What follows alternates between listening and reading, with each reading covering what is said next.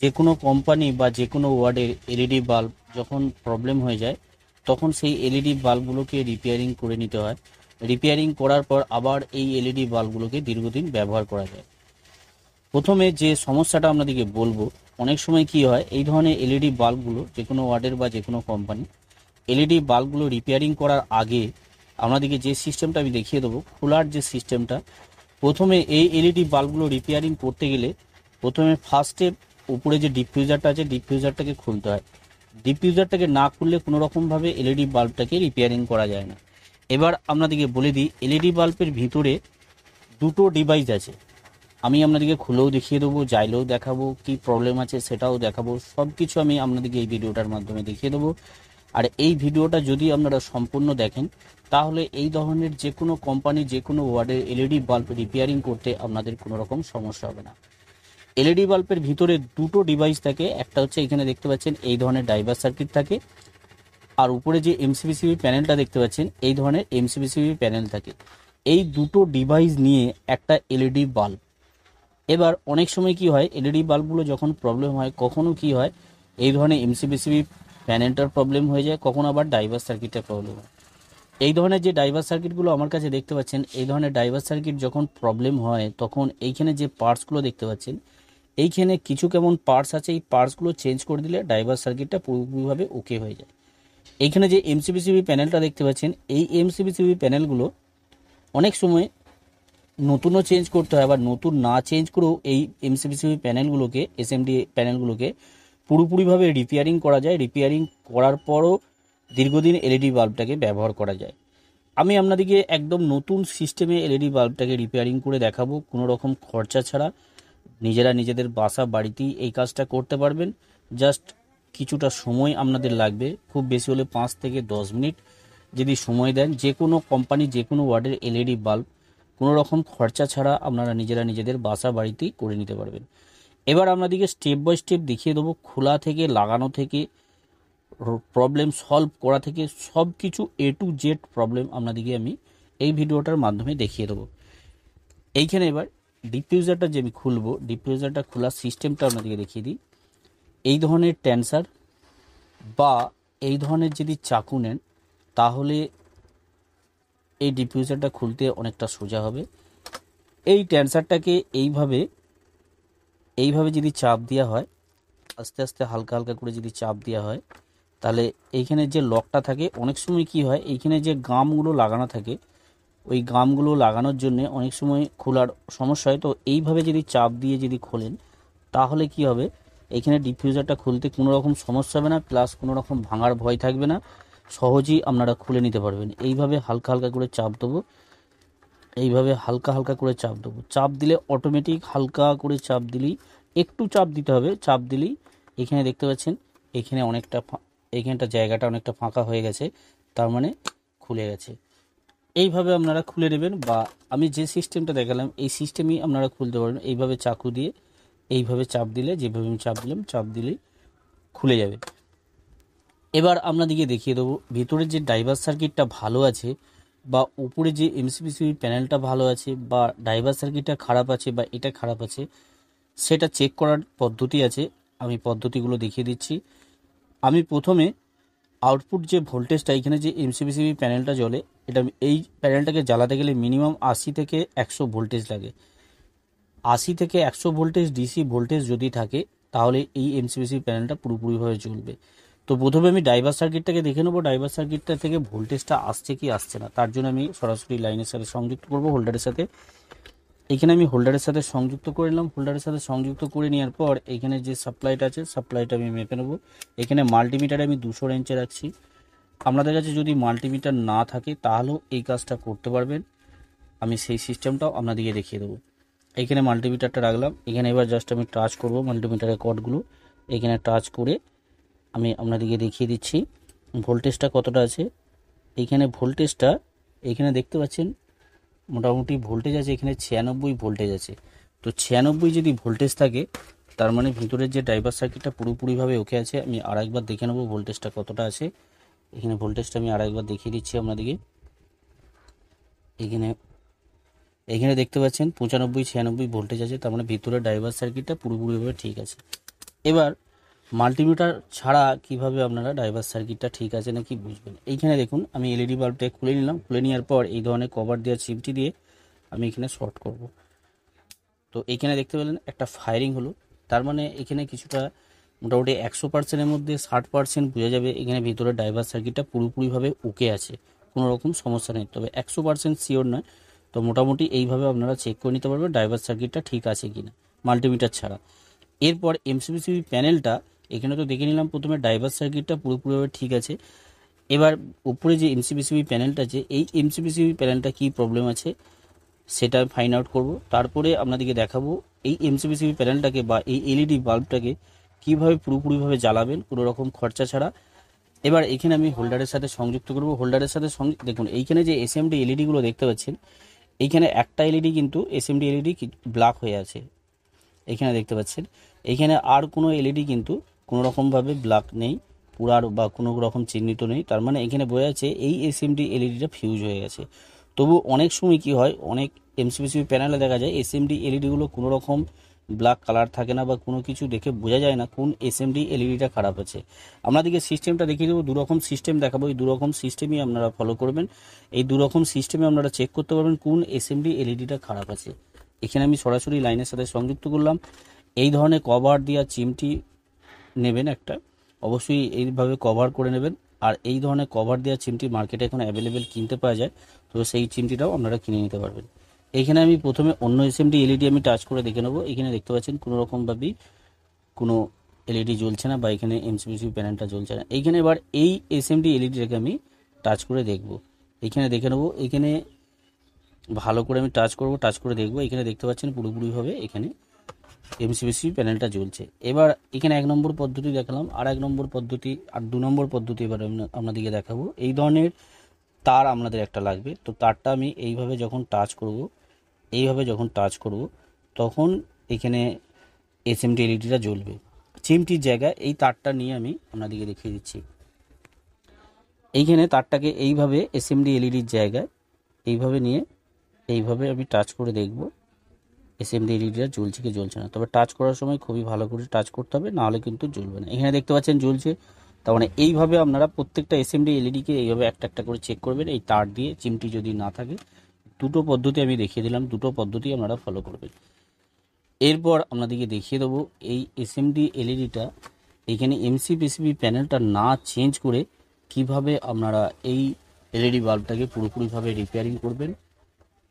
এইখানে এবার এসএমডি এলইডিটাকে আমি তুলে নেব, কোনো স্ক্রুড্রাইভার দিয়ে, কোনো ওপেনার দিয়ে, যে কোনো কিছু দিয়ে এখানে এসএমডি এলইডিটাকে আমি তুলে নেব, এইভাবে তুলে নেব।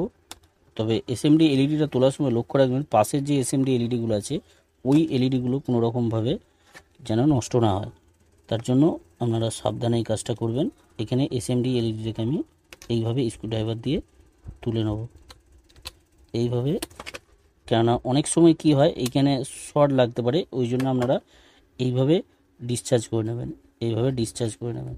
কেননা যেহেতু এখানে এসএমডি এলইডিগুলো কোনো রকমভাবে জ্বলছে না, এখানে একটা ভোল্টেজ ধরে থাকে, ডিসচার্জ হয় না অটোমেটিক, সেই ভোল্টেজটাকে ডিসচার্জ করে নেবে। এখানে দেখুন দুটো পাতি আছে, একটা প্লাস দিক একটা মাইনাস দিক। এখানে দেখতে পাচ্ছেন এখানে দুটো পাতি আছে, যে দিকটা ছোট পাতি সেই দিকটা প্লাস দিক, আর যে দিকটা চওড়া পাতি আছে ওই দিকটা মাইনাস দিক। এইভাবে প্লাস মাইনাস থাকে। একটা এসএমডি এলইডির সাথে একটা এসএমডি এলইডি সংযুক্ত থাকে, তার মানে এইখানে এই এসএমডি এলইডিটা ফিউজ হয়ে যায়, মানে তার মানে অন্য এসএমডি এলইডিতে কোনো রকমভাবে সাপ্লাই যাচ্ছে না। সাপ্লাই না যাওয়ায় এখানে কোনো রকমভাবে এমসিবিসিবি প্যানেলগুলো জ্বলছে না।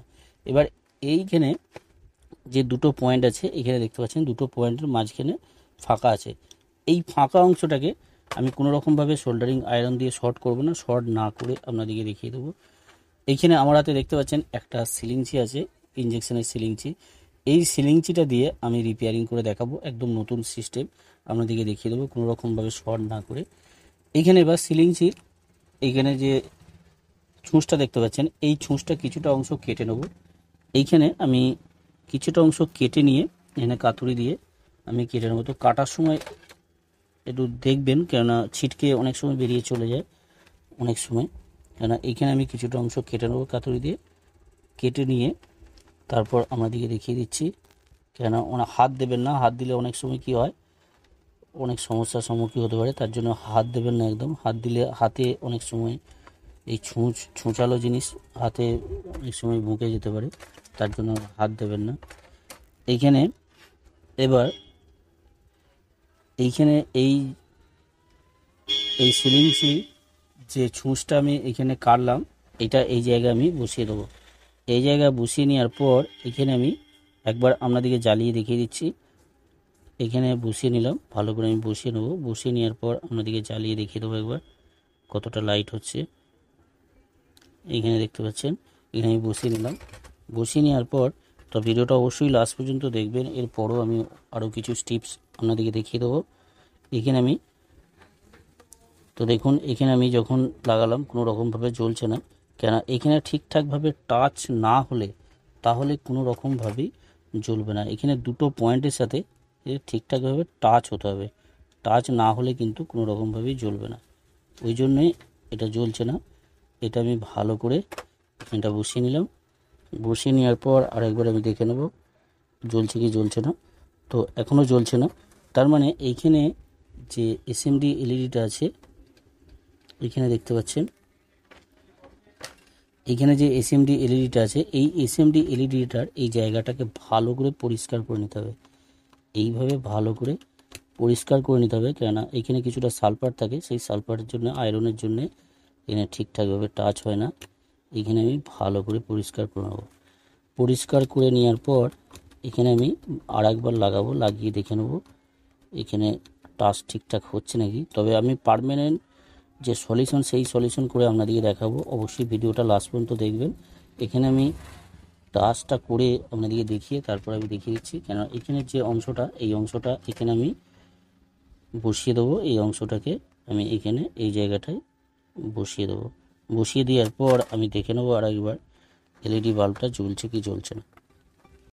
এইভাবে যদি ইঞ্জেকশনের এই সিলিংসির যে এই জায়গাটা কেটে আমি এখানে লাগালাম, এইভাবে যদি এইখানে লাগিয়ে রাখা হয় তাহলে কোনো রকমভাবে এখানে ঠিকঠাকভাবে কানেকশন পাবে না।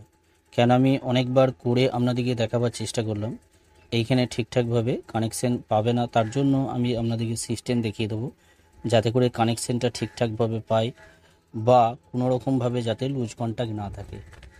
এবার আপনাদেরকে বলে দেবো কিভাবে আপনারা এই সিস্টেমটা করবেন। এইখানে দেখুন, এইখানে আমার কাছে যে কম্পাউন্ড পেস্টটা দেখতে পাচ্ছেন, এই কম্পাউন্ড পেস্টটা আমি এর ওপর লাগিয়ে দেবো। এই কম্পাউন্ড পেস্টটা এর ওপর লাগিয়ে দিলে কি হবে, তাহলে এইখানে যে পেস্টটা থাকে, এই পেস্টটা heatsink paste, compound heatsink paste, এই পেস্টটা যখন আমি এর ওপর লাগাবো, যখন এখানে এমসিপিসি প্যানেলটা গরম হবে, তখন কি হবে, এই পেস্টটা পুরোপুরিভাবে টাইট হয়ে এখানে বসে থাকবে, কোনো রকমভাবে কোনো কিছু লুজ করতে দেবে না বা কোনো রকমভাবে লুজ কন্ট্যাক্ট হবে না। তার জন্য এই কম্পাউন্ড পেস্টটা আমি একটু ব্যবহার করবো এখানে। তো কম্পাউন্ড পেস্ট যদি না থাকে আপনাদের কাছে, তাহলে আপনারা কি লাগাবেন বা কিভাবে ব্যবহার করবেন সেটাও আমি ভিডিওর লাস্টে অবশ্যই বলে দেবো। কেননা এখানে কোনো রকমভাবে টেপ দেবো না। টেপ দিলে কি হবে, অনেক সময় লুজ কন্ট্যাক্ট হবে। লুজ কন্ট্যাক্টের জন্য এলইডি বাল্বটা জ্বলতে জ্বলতে আবার বন্ধ হয়ে যাবে। এবার এই জায়গাটায় আমি পেস্ট লাগিয়ে নেবো। তবে পেস্টটা অবশ্যই সাবধানের সাথে লাগাবেন, কেননা এইখানে কোনো রকমভাবে যদি নড়াচড়া হয়ে যায় তাহলে কি হবে, তাহলে অনেক সময় লুজ কন্ট্যাক্ট হওয়ার সম্ভাবনা বেশি থাকে। তার মানে পেস্টটা যখন লাগাবেন এখানে এক চান্স লাগাবেন, এখানে দ্বিতীয়বার আর কোনো রকম চান্স নেওয়া যাবে না। এখানে এক চান্সে লাগাতে হবে। দরকার হয় একটা চিমটি দিয়ে এখানে একটু কিছুটা অংশ এখানটা ধরবেন, ধরার পর তারপরে লাগাবেন। আপনাদের কাছে আমি প্রথমেই বলেছিলাম, আমাদের কাছে যদি কোনো রকমভাবে পেস্ট না থাকে তাহলে কি করবেন। এইখানে দেখুন, আমি কিন্তু এক চান্সই এখানে লাগিয়ে দিলাম। এখানে কোনো রকমভাবে আমি দুবার কোনো রকম চান্স নিইনি, এক চান্সই এইভাবে আপনারা লাগাবেন। দরকার হয় আরেকটুখানি পেস্ট দেবেন, হালকা করে এখানে পেস্ট দেবেন। পেস্ট দিয়ে এখানে হালকা করে দেবেন, দিয়ে বেশি নাড়াচাড়া যদি করা হয় তাহলে কিন্তু এইখানে যে আমি সিলিংসির ছুঁচটা যে আমি কেটে লাগিয়েছিলাম সেটা উঠে যাবে, তাহলে অনেক রকম সমস্যার সম্মুখীন হতে পারে। এইখানে আমি ভালো করে লাগিয়ে নিলাম। আপনাদের কাছে যদি এই ধরনের পেস্ট না থাকে তাহলে কি করবেন, এই ধরনের যে ফেভিকুইক আটাগুলো মার্কেটে কিনতে পাওয়া যায়, খুব বেশি হলে 5 টাকা দাম নেয়। তো এই 5 টাকা দিয়ে ফেভিকুইক আটা 1 ফুটা এখানে লাগিয়ে দেবেন। লাগিয়ে নিলে কি হবে, তাহলে আর কোনো রকম নড়াচড়া হবে না, তাহলে এলইডি বাল্বটা আপনারা দীর্ঘদিন ব্যবহার করতে পারবেন। এবার আপনাদেরকে এখানে টেস্ট করে আমি প্রথমে দেখিয়ে দেবো, তারপর আমি ডিফিউজারটাকে লাগাবো। এখানে সরাসরি আমি সাপ্লাইয়ের সাথে সংযুক্ত করব। এখানে দেখে নেবো, এখানে দেখতে পাচ্ছেন এলইডি বাল্বটা পুরোপুরিভাবে জ্বলছে, কোনো রকম অসুবিধে নেই। এবার ডিফিউজারটা আমি লাগাবো। ডিফিউজারটা লাগিয়ে আপনাদেরকে চেক করে দেখি। তবে আপনাদেরকে একটা কথা বলে রাখি, কেননা এইখানে যে রিপেয়ারিংটা আমি করে দেখালাম, যে সিস্টেমে যে রকম আইডিয়া আপনাদেরকে দিলাম, এইভাবে যখন রিপেয়ারিং করবেন, তবে এই রিপেয়ারিংগুলো খুব ইমার্জেন্সি ক্ষেত্রে রিপেয়ারিং আপনারা করতে পারবেন। কোনো রকম কোনো পথ নেই, কোনো জায়গায় রিপেয়ারিং করতে যাওয়ার সময় নেই, সেক্ষেত্রে আপনারা নিজেরা নিজেদের বাড়িতে এই কাজটা করে নিতে পারবেন মাত্র 5 থেকে 10 মিনিট সময় দিয়ে। তবে এই সিস্টেম করে যে পার্মানেন্টভাবে এই এলইডি বাল্বগুলোকে রিপেয়ারিং করা হয়ে গেল এইভাবে সিস্টেমে, কিন্তু এই সিস্টেমে পার্মানেন্ট রিপেয়ারিং হবে না বা দীর্ঘদিন আপনারা ব্যবহার করতে পারবেন না। পার্মানেন্ট সলিউশন এর বার করতে গেলে বা পার্মানেন্টভাবে এই এলইডি বাল্বটাকে রিপেয়ারিং করতে গেলে এখানে যে এমসিবিসিবি প্যানেলটা দেখছেন, এই এমসিবিসিবি প্যানেলটা পুরোটা চেঞ্জ করে নিতে হবে। মার্কেটে কিনতে গেলে খুব বেশি হলে 8 থেকে 10 টাকার মধ্যে পেয়ে যাবেন। মার্কেট থেকে কিনে নিয়ে এসে এই এমসিবিসিবি প্যানেলটা পুরোটা চেঞ্জ করে দেবেন, তাহলে আপনারা দীর্ঘদিন ব্যবহার করতে পারবেন। আশা করি আপনারা বুঝতে পেরেছেন। এবার আমি আপনাদেরকে ডিফিউজার লাগিয়ে জ্বালিয়ে একবার দেখিয়ে দেবো। লাইট যতটা লাইট ততটাই লাইট থাকবে, লাইটে কোনো রকম পরিবর্তন হবে না। এখানে আমি আরেকবার জ্বালিয়ে দেখিয়ে দিচ্ছি। এখানে দেখতে পাচ্ছেন এলইডি বাল্বটা পুরোপুরিভাবে জ্বলছে। আশা করি আপনারা বুঝতে পেরেছেন এই ধরনের এলইডি বাল্বগুলোকে কীভাবে আপনারা রিপেয়ারিং করবেন। ভিডিওটা যদি ভালো লাগে অবশ্যই একটা লাইক করে দেবেন, লাইক করতে ভুলবেন না। আর এই ধরনের ভিডিও পাওয়ার জন্য অবশ্যই চ্যানেলটাকে সাবস্ক্রাইব করে অল নোটিফিকেশন অন করে রাখবেন। আপনারা সকলেই ভালো থাকবেন, সুস্থ থাকবেন, নিজের খেয়াল রাখবেন। ওকে, থ্যাংক ইউ, ধন্যবাদ।